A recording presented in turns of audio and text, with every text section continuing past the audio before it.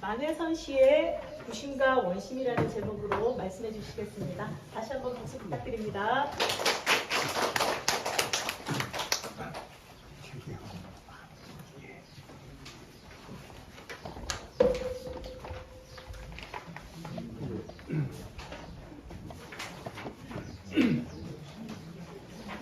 지난 5월 중순에 만해 기념관에서 이 행사를 아마 하신다고 해서 저는 다른 일정과 좀 겹쳐가지고 좀 어렵다고 말씀을 드렸더니 그렇게 넘어가는가 했는데 또 한 20일 좀 지나서 갑자기 연락을 주셔가지고 이 행사가 오늘로 결정됐으니까 원고를 좀 써달라고 하셔가지고 제가 너무 급히 쓴 원고를 발표하게 돼서 죄송스럽게 생각합니다.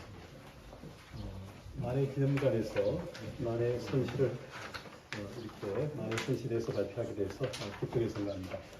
우선 제가 좀 앉아서 같이 읽으면서 좀 하겠습니다.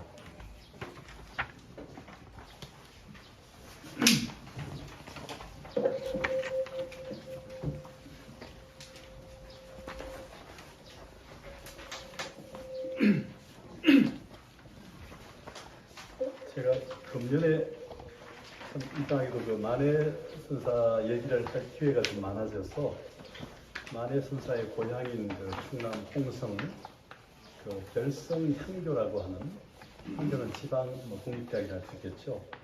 서울은 지방 사립대학, 서울 성균관은 서울 공립대학 같이 이렇게 시도 형식으로 되어 있는 제도지만 거기서 과대 홍성이 결성이라는 이제 이름도 썼지만 그 오랫동안 독립운동의 어떤 본산이다. 그러니까 우리가 김자진 장군을 비롯해서 그 옆에 추사 고태관 예산에 있고 또 그래서 그쪽이 그 유자들이 강하고 유림이 강해서 위정척사파들의 주류여가지고 계속 그 유학 중심, 독립운동 중심으로 이제 쭉 연구도 하고 발전해 왔는데 그 주관하는 이제 그 성균관대 손 박사가 그런 얘기를 하더군요. 조선 성리학이 그렇게 대단했다고 얘기를 해도 결국 나라를 망하게 한 또 하나의 근본이 되게 하는 기반을 만든 게 아니냐. 결국 나라가 망하는 지경에 이르기까지 결국 성리학이 그 부분을 감당하지 못했지 않느냐. 그런 얘기를 하면서 결국 그런 다른 대안이 뭐가 있겠는가. 그런 맥락을 얘기하면서 그쪽 지역에서는 좀 부정적으로 평가받는 만해 선사.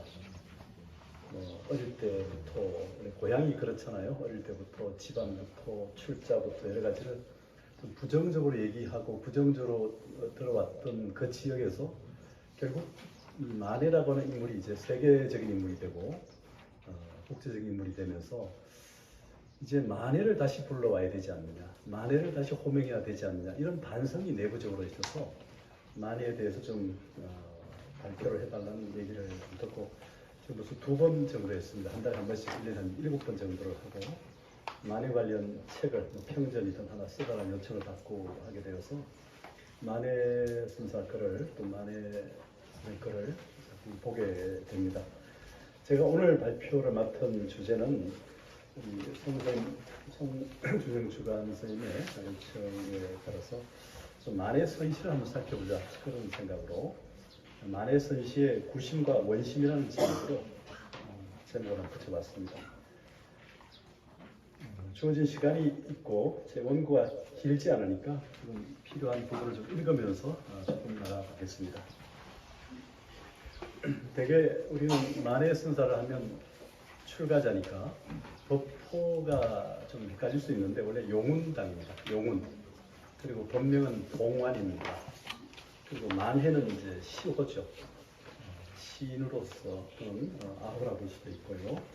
근데 이게 막 뒤섞여 있긴 합니다만 만해 선생님 자신도 한용운이라 쓰니까 마치 제가 성에다가 출가 법호를 쓰니까 이게 좀 헷갈리게 되고 어색해 보이긴 합니다만 우리가 지난 20세기 초에 나라를 빼앗기고 출가한 스님네들이 뭐 자율적이든 타율적이든 결혼을 하다 보니까 일본식으로 속성에다가 또 법포를 붙여 쓰거나 법명을 붙여 쓰는 예가 많이 생겼습니다.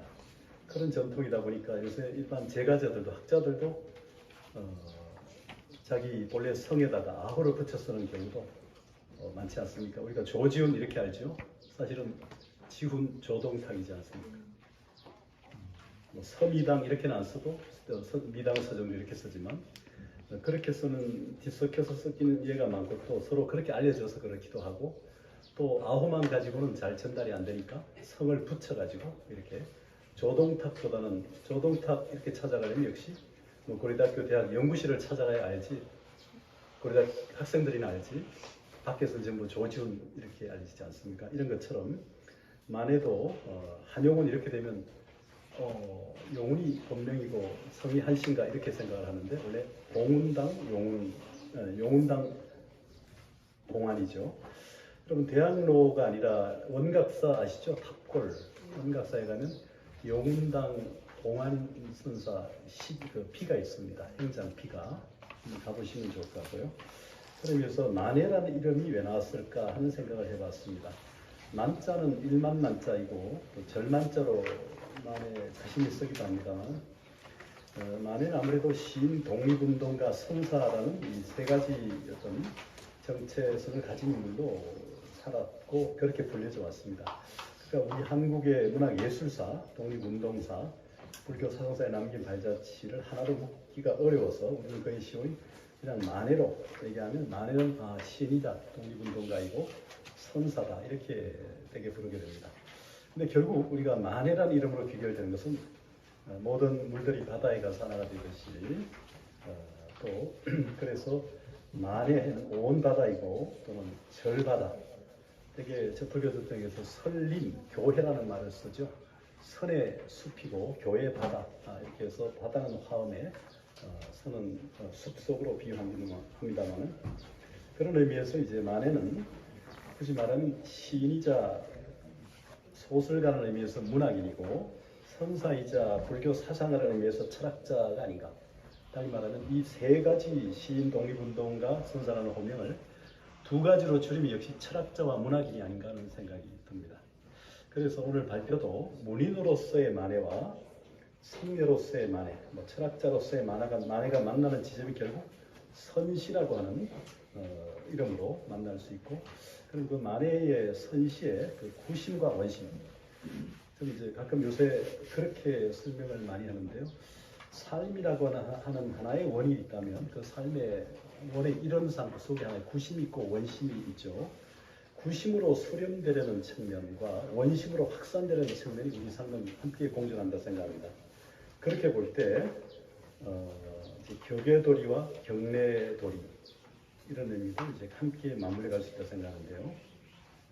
이런 전통의 모습은 역시 고타마 시타라타 부다라고 하는 인물이 보여주는 이 세계를 지배하는 힘이라고 하는 권력과 재력이라는 상속이 가능한 권력과 재력. 우리가 김정은, 북한의 김정은이나 삼성의 이재용 회장처럼 잘 태어나면 권력도 상속이 가능하고 재력도 상속이 가능하지만 그런 권력과 재력의 상속이 가능한 그 시타르타 왕자, 카피라국의 왕자였던 시타르타는 그걸 과감히 버리고 오히려 무에서 유를 만들어가는 자기와의 싸움을 통해 승리해서 매력이라고 하는 인류사에 위대한 힘을 남겼고 그 2000몇백 년의 가장 매력적 인물로 살아있기 때문에 오늘 이 자리도 이렇게 이어지는 게 아닌가 생각합니다. 그런 의미에서 이 권력과 재력이라는 격, 일상의 격, 자본주의의 격, 털이겠죠. 이 털을 본연히 떨치고 출가해서 결국 자기와의 싸움에 승리해서 매력을 얻어내는 대장부가 바로 부다이고 그런 부다의 모습을 닮은 인물이 바로 결국 만해가 아닌가 하는 생각을 해보게 됩니다. 또 그런 인물을 닮으려고 했던 인물이 만해가 아닌가 하는 생각이 들고요. 그래서 이런 상에서 구심으로 수렴되려는 측면과 원심으로 확산되려는 측면이 있는데 이것을 이제 불교 사상으로 설명하면 우리가 이 세계를 바라볼 때 인식 주체인 안, 이, 비, 설, 신의 눈, 귀, 코, 여, 몸, 의식이라는 6가지 감각 기관이 있고 여기에 대하는 색성향 미촉법이라는 형색과 그 다음에 소리, 냄새, 맛 또는 대상 촉감, 그다음에 이제 이 비감각 대상인 법이라고 하는 우리의 일체가 이루어지는 이게 바로 우리의 육건과 육경이라는 것, 그리고 이 건이 경을 연할 때 식이 생긴다는 육식, 아니 비서시는 육식이 생기고, 이 육식이라고 하는 그 우리 인간의 일상적 의식에 이 앞에 있는 전호식, 감각적 의식과 제6식인 식별, 요별 형식인 이제 육식이 있고요. 그 밑에 자아의식인 제7 말라식이 있고, 그 아래 심청마음이란 제8 아리아식 있습니다. 뭐 그 밑에 또 보게 되면 제9 아마라식이라는 번뇌가 완전히 사라진 무구식, 백정식이라고 하는 부처의 마음이 있습니다. 그럼 이 이론상에 비유할 때 이 이론상의 구심으로 수렴되는 측면이 바로 저는 부처의 마음인 일심지원으로 보고, 이 부처의 마음인 일심지원인 구심이 이론상으로 확산된 상태가 원심으로 확산된 상태가 결국 중생심이고 우리의 우주적 마음이 아닌가 하는 생각입니다. 그러니까 부다의 깨달음이라고 하는 것은 한 점과 같고 한 빛과 같은데, 이 한 점과 빛과 같은 이론의 구심이 이게 원심으로 확산되어서 우리 우주적 마음이 우리 중생심이고 일심이 된다고 생각됩니다. 달리 말하면 제9 아마라식이라는 이런 일심 지원, 이 부처의 마음, 부처의 지혜, 부처의 빛이 바로 이게 원심으로 확산되어서 하나의 우리 중생의 마음으로 이렇게 외면화된 것이라고 생각되고요. 그러니 결국 일심과 일심지원은 일심이라고 하는 이론상 안에 있는 점이기 때문에 다르지 않고, 그러나 이론상 안에 있는 구심과 원심은 같지도 않다는 것이죠. 그래서 서로 섞일 수 없다는 의미를 강조하면 불상잡이 되고, 서로 섞일 수 있다는 측면을 강조하면 불상을 이가 되죠. 떨어질 수 없는 측면이 바로 중생이 곧 부처다라는 측면이라면, 부처와 중생이 다르다는 측면은 역시 불상잡, 섞일 수 없다는 것이죠. 만약에 중생이 바로 부처이기만 하다면 더 이상 수행은 안 할 겁니다. 그렇기 때문에 중생은 부처의 성품을 가지고 있으나 그 어둠을 지워내야만 밝은 빛의 부처로 돌아갈 수 있다는 것이죠. 그래서 이론상이 다시 일심지원, 구심으로 돌아가는 순간이 바로 부침의 순간이고 부처의 순간이라는 거죠. 이게 바로 제9 아마라식의 확인이고 그런 거죠. 그런 맥락에서 하나의 우리 삶이라고 하는 하나의 원 속에 있는 일심지원, 즉 본래 마음, 즉 부처의 마음과 일심이라는 우주적 마음, 즉 중생의 마음이 같지도 않고 다르지도 않다는 것이죠. 그래서 부처와 중생의 마음의 다름에 집중하면 격의 도리에 집중하게 될 것이고, 중생의 마음과 부처의 마음의 같음에 치중하면 경내 도리에 치중하게 된다는 거죠. 그래서 만해선시의 구심과 원심도 바로 이러한 관계 속에서 조명해 볼 수 있지 않을까 하는 생각입니다. 자, 경내와 격의 불입니다. 격이라는 것은 아까 말씀드린 것처럼 우리가 상식적으로 갖는 평상, 일상에 갖는 것이겠죠.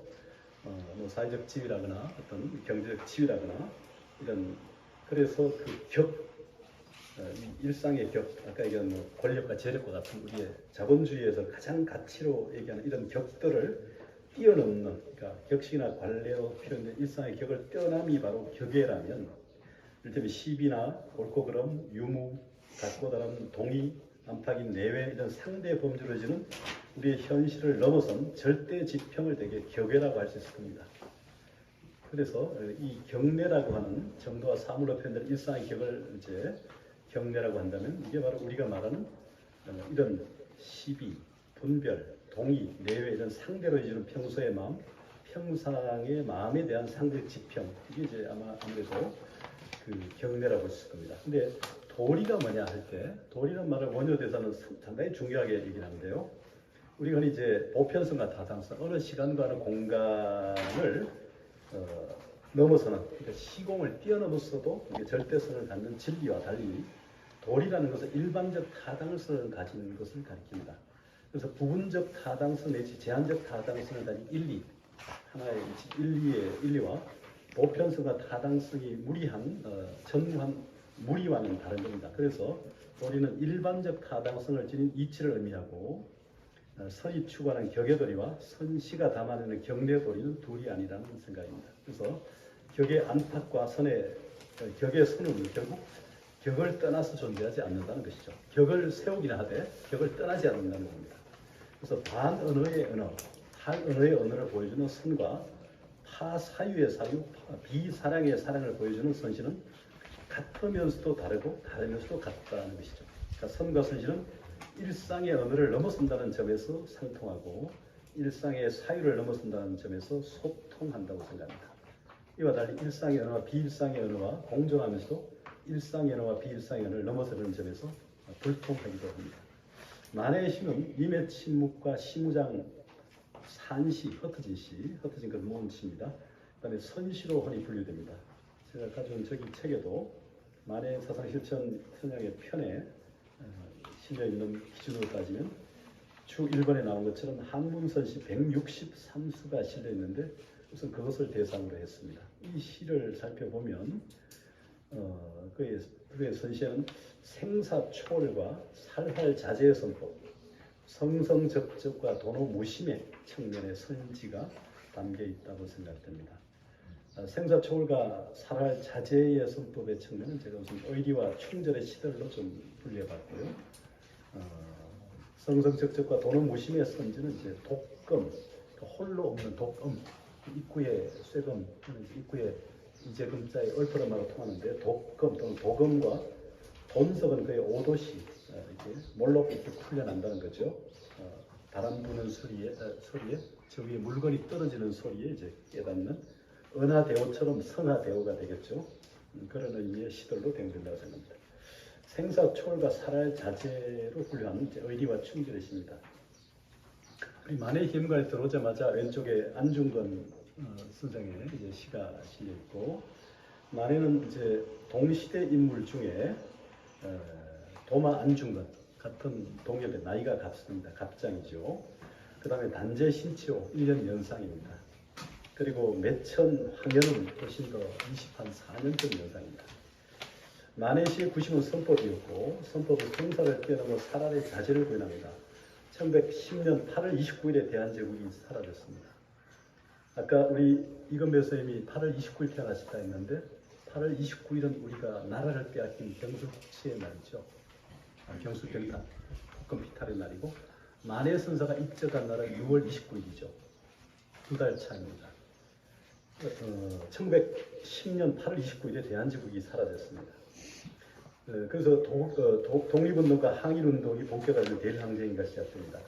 저는 이제 역사 철학을 하면서 시대 구분을 할 때 근현대라는 표현을 저는 좀 잘 안 쓰려고 하는데 가급적. 왜냐하면 그 시대 구분의 방식이 아니라 우리가 살고 있는 이 시대의 삶을 기준해서 우리가 뭐 해방 이후에 오늘까지 현대 또 1876년 그 강화도 제약 이후 1910년 나라 빼앗길 때까지는 이제 뭐 근대 이렇게 보기도 하고 또 한국문학사에서는 또 우리 뭐그 김윤식 선생같이 영정적으로 올라가서 보기도 하고 여러 가지 관점이 있지만 우리가 100년, 200년 이후의 사람들이 이 시대를 근대, 현대를 하겠습니까?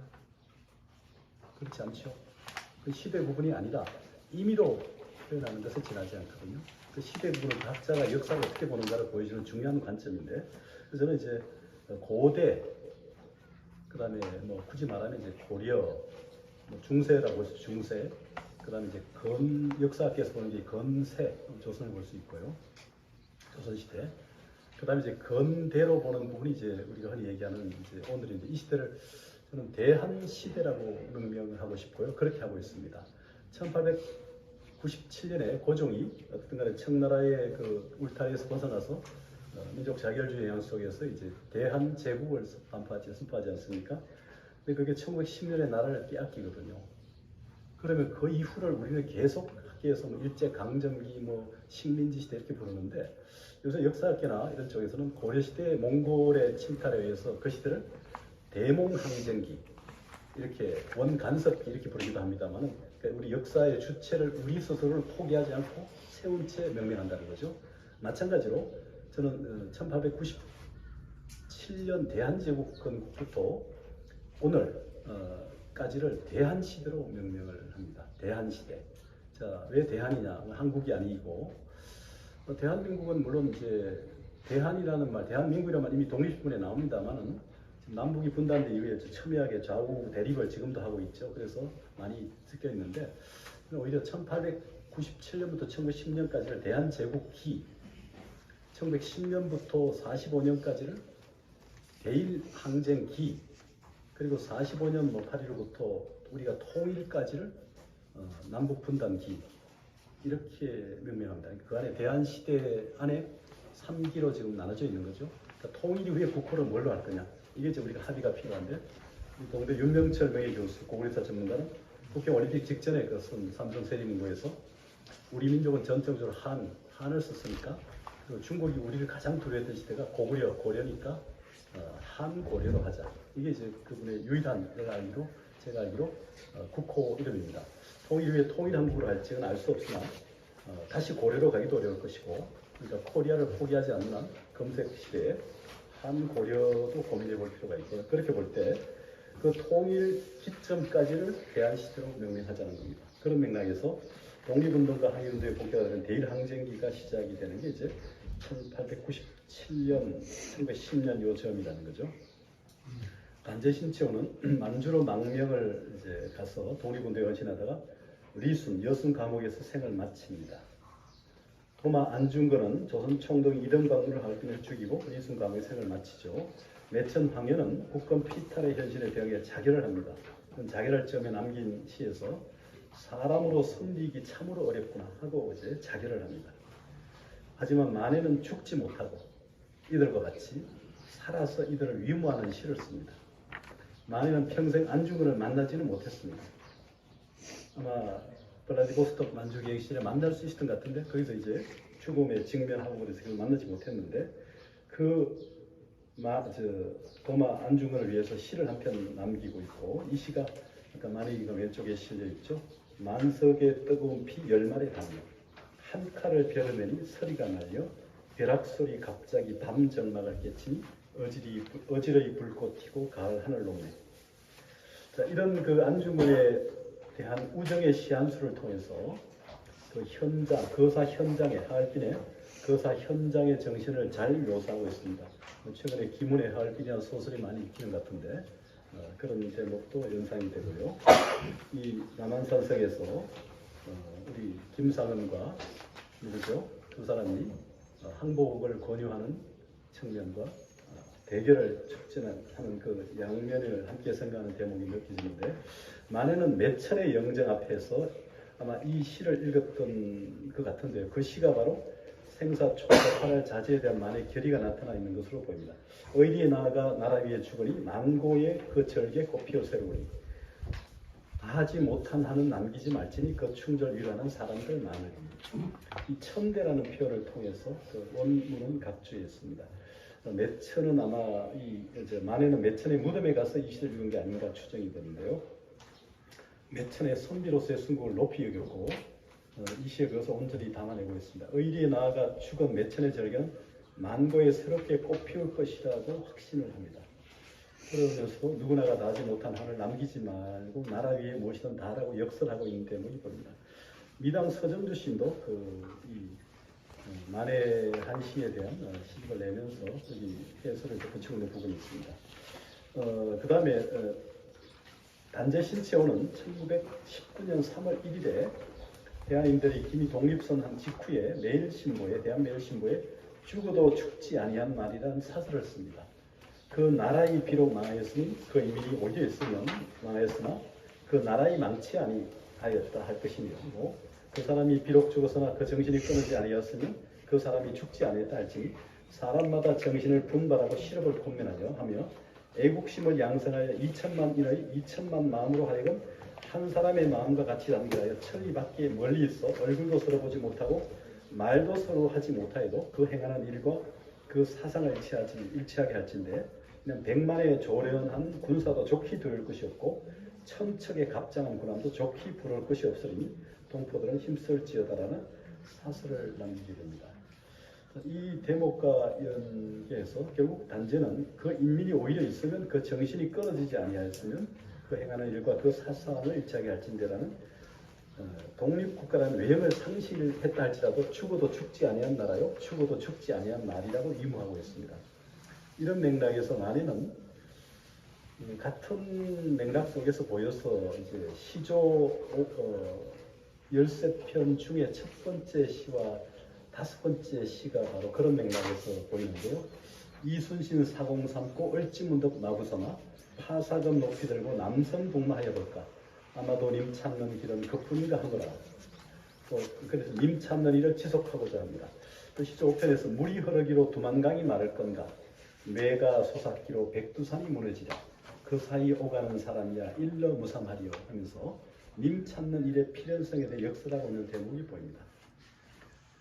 이런 맥락을 고려하게 되면 결국 대한제국은 사라졌지만 독립운동과 항일운동으로서로 이어진 대일항쟁기를 거쳐서 대한민국이 다시 탄생했고, 이런 인식은 이제 애국 계몽운동을 지속해온 근거가 되기도 하면서 만해와 단죄가 가졌던 기원이 결국 끝내 이루어졌다고 보입니다. 네 번째, 성성적축과 도노무시입니다. 만해는 홀로 앓는다는 토금이라는 시를 여러 편 남기고 있습니다. 독금 다듬이라니, 또 몰록풀린이라는 돈석의 경제로 시를 풀어냅니다. 왜 선시의 지향이 그렇게 보이는데, 대개 홀로는 성성의 순간이고 적적은 적적의 지속입니다. 우리가 이제 뭐 위파사나 사마타 위파사나 얘기할 때 그 성성은 또렷또렷함이고 적적은 고요고요한 상태라고 볼 수 있는데, 성성은 요새 말하는 걸로 이제 위파사나 마인드풀니스 어웨이니스라면, 적적은 이제 그 사마타 수행이라고 볼 수 있습니다. 몰록은 즉각적이죠. 시간적 간격의 개입을 해용치 않는 서든이라는 그 몰록, 즉각적인 거죠. 도노의 순간이며 무심의 지속입니다. 무분별심의 지속입니다. 홀로의 순간과 몰록의 순간은 선이 탄생하는 지점이며 선시가 꼽히는 경계입니다. 선은 홀로와 몰록의 순간이고 선시는 그 순간 위에서 피어나는 꽃이라고 할 수 있습니다. 그의 의심이 시선도 풀리다라는 오도성은 이러한 순간을 잘 보여주고 있습니다. 남아가 가는 곳은 어디나 고향인데 그 몇 사람 객수 속에 길이 갇혔나, 한마디 버럭질러 삼천세계 뒤흔들이 눈 속에 점점이 복사꽃 붉게지네. 만에는 정사의 12월 3일 10시경에 좌선 중에 호련히 바람이 불어 물건 떨어지는 소리를 듣고 의심이 몰록 풀려 이 한수의 시를 얻게 됩니다. 그는 가나선에 은하되어 말이 떨어지자마자 깨닫는 같이 풍파추물성, 그러니까 바람에 물건이 떨어지는 소리에 의심이 시선도 풀렸다 하고, 저는 오더라 순간에 이뤄진다고 보입니다. 페이지 넘어가겠습니다. 그래서 뭐 미당은 그 풀이하는 데 좀 있습니다만 또 이런 시를 씁니다. 산은 춥고 하늘도 아주 지치니 아스라의 누구신지 잘 모르겠네. 뜻밖에 들리는 미묘한 새소리, 마른 손도 아주 비진 않소만. 또 1년 깨달아 티끌 하나 없으니 철창 밖에 밝은 달 도다하는 것. 슬픔도 기쁨도 마음에 슬픔, 습가도 원래는 예사 사람이었네. 아내가 그 위에 시에서 고선, 마른 선이라는 말을 쓰고 있습니다. 말라 비틀어진 선일 수 있는데요. 원래 생기라고 하는 게 이제 지혜라는 것도 이렇게 축축한 바이탈리티, 생기가 있어야 지혜가 발휘하지만 이게 말라 비틀어진 지혜는 되게 뭡니까? 간해지라죠, 간해지. 이게 말을 끊자, 하늘 끊자, 말을 간자. 말라 비틀어진 지혜는 우리가 뭐 쑥이든 뭐든 말리면 다 부서지지 않습니까? 말라버린 그런 고선이라는 말을 많이는 쓰는데, 이 부분을 조금 어떻게 해석해야 될까 할 때 뒤에 마른 선도 아직 아주 비진 않네만 13번에 나오는 것처럼 고선 전미고, 그러니까 산한 역진이요 묘묘여 수동이라 사유기 명조하니 고선 전미공이라는 대목인데요. 그 부분이 고선 즉 마른 선도 아주 비지 않았다는 것은 뜻밖에 들리는 미묘한 소리, 바로 그 앞에 나오는 뜻밖에 들리는 미묘한 새소리로 인해서 차운 바위인 하남과 말라버린 죽은 가지인 고목까지는 안 되고 만다는 것. 다시 말하면 아직 소생할 생명력이 남아있는 의미를 드러내는 표현으로 보입니다. 그 밑에 시에서는 마네가 감옥 속에서 환영, 우리가 고향으로 돌아간다는 거죠. 그리고 파환영, 고향으로 돌아감을 깨뜨림이라는 역설을 깨달았다고 보이는데요. 우리는 되게 고향에 살면서도 늘 고향을 찾고 있고 타향에 살면서도 고향으로 돌아오려고 하지 않습니다. 그 말에는 일념 깨달아 티끌 하나 없으니 감옥 철창 밖에 밝은 달을 보며 슬픔도 기쁨도 마음의 슬픔, 석가도 원래는 예사 사람이었네라는 부분을 통해서 자각을 하는 부분이 보입니다. 꿈깨니 새소리만 쌀랑이 곧 뒤척은 선에 둘이 없이 되다. 선과 꿈이 또 서로 잊어버려 창 앞에 뚜렷한 한 그루 벽오동나무. 만해의 시는 만해선의 특질을 보여주는 선시의 하나로 보입니다. 꿈에서 깨어나 들으니 새소리만 쌀랑이 들릴 뿐입니다. 꽃은 저 나름 열심히 자기의 통일에 몰입한 선으로만 피어서 상대할 것이 없게 되어 있습니다. 내가 꾼 꿈과 선에 든 꽃이 서로 잊어버리고 나니 만해 자신은 한 그루 푸르고 싱싱한 지조의 벽오동처럼 새로 살게 되었다는 것인데요. 이런 맥락에서 보면 꿈속에서 꽃을 꿈꾸고 있었는데 꿈에서 깨어들니 새소리만 쌀랑이 들릴 뿐처럼 선과 꿈이라는 주객의 분별이 사라진 뒤에 여기서 창 앞에서 뚜렷한 한 그루 벽오동나무가 눈에 들어온 것으로 보입니다. 만해선시의 낙처입니다. 선의 낙처는 무신적 부부멸심에 있습니다. 망령된 생각을 일으키지 않는다는 희와 불희의 문제인데요. 일찍이 마조도일은 신라 무상선사의 제자입니다만 정시대 도는 닦을 필요가 없다. 도불용수 단막고용 다만 물들지 않으면 된다고 역설했습니다. 그는 평소의 마음, 일상의 마음이 도라고 했고, 그래서 마조는 진짜인 조와 가짜인 자기였고, 옳고 그름이 없으며 취향이나 버림이 없고 끊어짐과 이어짐이 없으며 범부와 성인이 없는 것이 바로 평상심이다. 그래서 평상심시도를 늘 역설했습니다. 만해가 추구한 선도 다르지 않았다고 생각이 드는데요.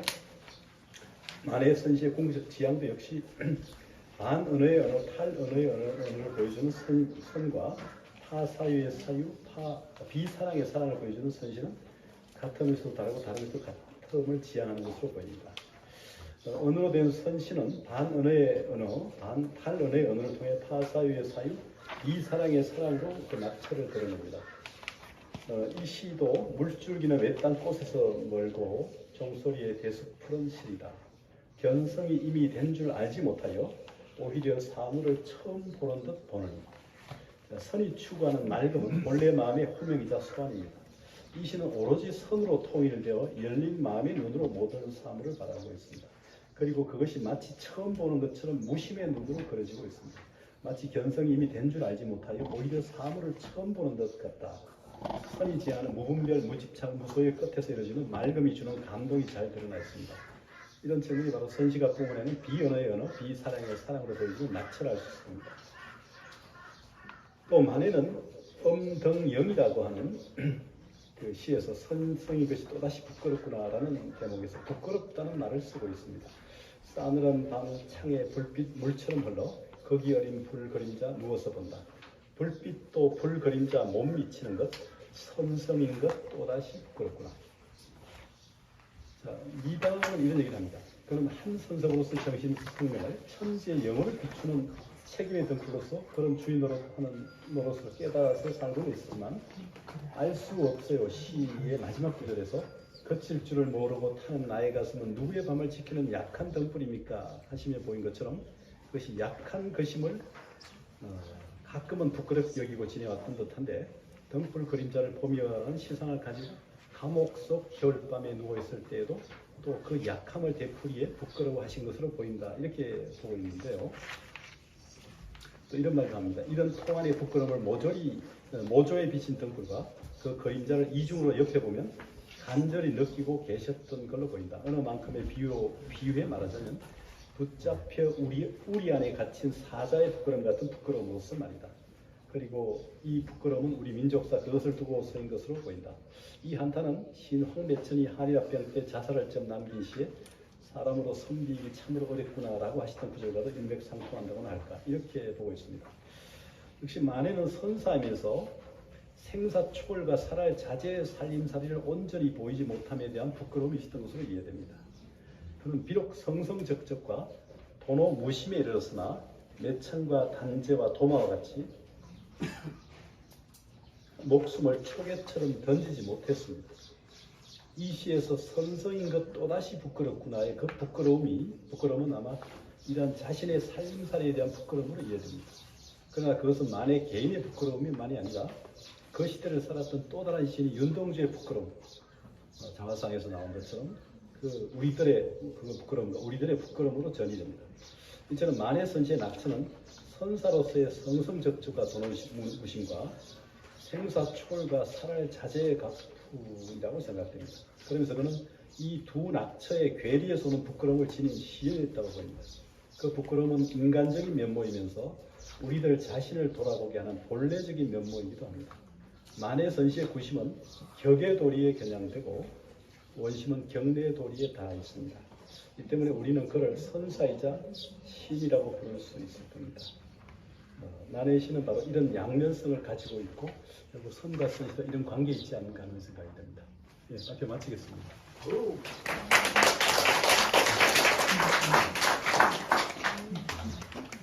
제가 석사논문을 만에 한용으로 썼습니다만 잘 이해 못했습니다.